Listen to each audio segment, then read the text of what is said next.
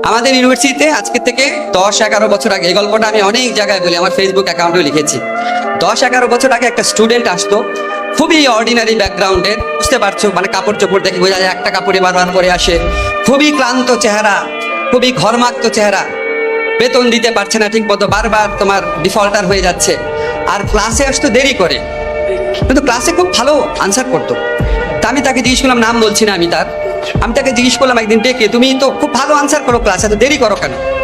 তখন সে আমাকে তার লাইফের কাহিনীটা বলে, একটু ভালো করে শোনো। আমাদের ইউনিভার্সিটি ক্যাম্পাস ছিল তখন ধানমন্ডিতে, সে থাকতো কেরানীগঞ্জের দূরের একটা গ্রামে, আমার গ্রামটার নাম মনে নাই।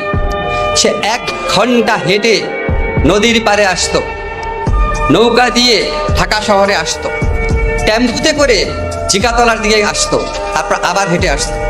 কোনো একদিন নৌকা পেতে দেরি হলে বা টেম্পু পেতে দেরি হলে, তোমরা জানো মেয়েদের এখানে টেম্পুতে চড়ার ক্ষেত্রে অনেক প্রবলেম আছে, যে একটু কমফোর্ট চাই আর কি।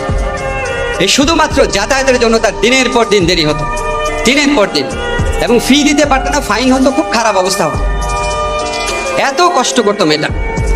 যাই হোক, আমি স্টেট ইউনিভার্সিটিতে আমাদের যে প্রেসিডেন্ট আছেন, বোর্ড অফ ট্রাস্টিজেন, তাকে পুরো ঘটনাটা বললাম। Is a nice person. উনি তার জন্য আমাদের যে লাইব্রেরি আছে সেখানে একটা পার্ট টাইম কাজের ব্যবস্থা করে দিল। পার্ট টাইম কাজের ব্যবস্থা করলো, মাসে বেতন মাত্র 5,000 টাকা। সে সকালবেলা চলে আসতো, অনেক লাইব্রেরিতে কাজ করতো, ক্লাস করতো, খুব কষ্ট করতো। এখন আমাদের যারা পরীক্ষা দেয়, আমাদের অনেকের জীবনে স্বপ্ন থাকে লয়ার হওয়া, আর যারা অনেক বড় স্বপ্ন দেখতে চায় তারা জাজ হতে চায়। বিকজ তোমরা জানো জাজ ইজ ভেরি কম্পিটিটিভ এক্সাম, ঠিক আছে? 1 লক্ষ ল স্টুডেন্টের মধ্যে থেকে হয়তো 100 জন জাজ হয়, ভেরি কম্পিটিটিভ। আমাদের ঢাকা ইউনিভার্সিটি, এখান থেকে যদি 100 জন পরীক্ষা দেয়, শেষ পর্যন্ত 20-25 জন জাজ হতে পারে, এটা সবচেয়ে বেশি। অনেক বাংলাদেশে প্রাইভেট ইউনিভার্সিটি আছে যেখান থেকে এখন পর্যন্ত কেউ জাজ হতে পারে নাই, এখন পর্যন্ত পারে নাই। অনেক পুরনো, আমাদের স্টেট ইউনিভার্সিটি থেকে পুরনো, তাও জাজ হতে পারে নাই। তা আমি যখন মেয়েটা ভালো রেজাল্ট করছে, একটা স্টেজে বললাম, তুমি লয়ার হওয়ার পরীক্ষার জন্য প্রিপারেশন নাও।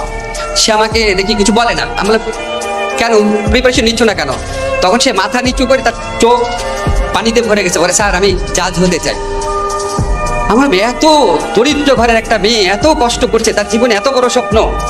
তা আমি তাকে অনেক বোঝানোর চেষ্টা করলাম, তুমি প্রথমে লয়ার হও, আস্তে আস্তে দেখা যাবে।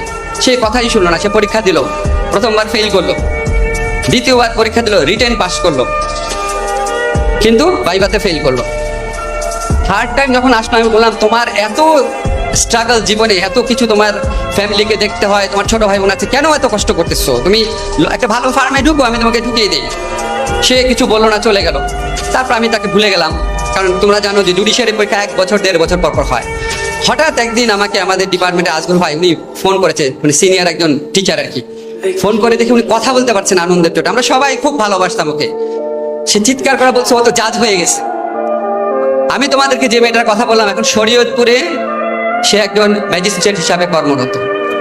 আমার কাছে মনে হয়েছে ওর জীবনে যে 12 ফেলের যে লোকটাকে দেখেছো, তার চেয়ে অনেক গ্লোরিয়াস, অনেক বেশি স্ট্রাগল করেছে। আমি তার গল্প সব কাছে বলি। আমার এই আজাদ আবুল কালাম, ঈশ্বরচন্দ্র বিদ্যাসাগরের গল্প দরকার নাই, শুনলে মনে আছে উনি ইন্ডিয়ার প্রেসিডেন্ট হয়েছে, ঈশ্বরচন্দ্র বিদ্যাসাগর এত বড় মনীষী। এটা কি আর কি মানুষের জীবন নাকি? তো অসাধারণ মানুষের জীবন, অসাধারণ মানুষ না, আমাদের সাধারণ মানুষের জীবনে এরকম অনেক অসাধারণ গল্প আছে। তোমাদের চেয়েও অনেক বেশি কষ্টে থাকা ছেলেমেয়েরা, তোমাদের একটা গল্প বললাম, আরো অনেক গল্প আছে। আমি শিওর আমাদের চৌধুরী মফিজুর রহমান স্যার, উনি ওনার অনেক স্টুডেন্টদের এরকম গল্প বলতে পারবে। সাধারণ পরিবার থেকে এসে কষ্ট করে, পরিশ্রম করে, ডিটারমিনেশন রেখে জীবনে সবচেয়ে বড় জায়গায় গেছে। আমি তোমাদের এই গল্পটা বললাম এটার জন্য যে 12 ফেইল কোনো সিনেমা না, এর চেয়ে অনেক বড় বড় বাস্তব ঘটনা ঘটে, এবং তোমরা প্রত্যেকে যেন সেই বাস্তব ঘটনার নায়ক হতে পারো। এই দোয়া আমি তোমাদের জন্য করলাম, এই ইন্সপিরেশন যেন তোমাদের মধ্যে থাকে। পারবে না হতে? আচ্ছা, গুড।